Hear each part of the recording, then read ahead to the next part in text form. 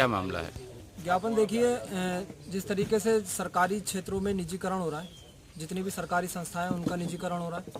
और एक तो हमारी ये मांग थी, आज़ाद समाज पार्टी राष्ट्रीय अध्यक्ष चंद्रशेखर आज़ाद जी की तरफ से राष्ट्रव्यापी आंदोलन बुलाया था, जिसमें 4 मांगे थी। जिसमें एक मांग थी कि जो सरकारी उपकरणों का निजीकरण हो रहा है उस पर रोक लगनी चाहिए पूर्ण रूप से।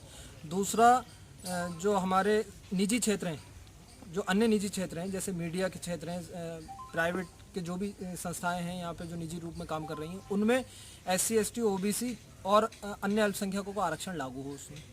और तीसरा हमारी मांग थी कि रोज़गार की जो समस्या इस टाइम पूरे देश में उत्पन्न हो रही है, रोज़गार के माध्यम जो है सरकार तलाशे और युवाओं को रोज़गार दे।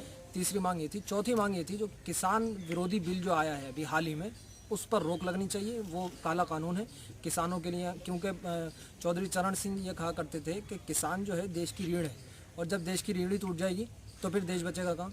तो ये रीढ़ तोड़ी गई है किसान की, ये काला कानून लाकर।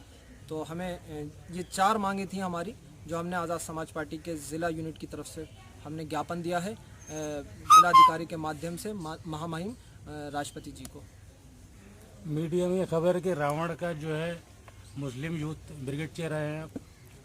जी, खबर तो देखिए, मैं एक चीज़ बताऊं आपको, हमारा मकसद ये है कि जो 85% है, जो दलित, मुस्लिम, OBC, उनके हक अधिकारों के लिए हम उठें। हमारे लिए ये ज़रूरी नहीं है कि जो और नेता सरकारों में आते हैं, सत्ता में आते हैं, सत्ता का मज़ा ले लेते हैं, सत्ता का लालच ले लेते हैं। हमारा ये मकसद नहीं है। हमारा मकसद ये है दलित, OBC, पिछड़े, इन तीनों का विकास हो और इन तीनों की सरकार में भागीदारी हो, और जितने भी देश में संवैधानिक संस्थाएं हैं उनमें भागीदारी हो। Subscribe now and press the bell icon.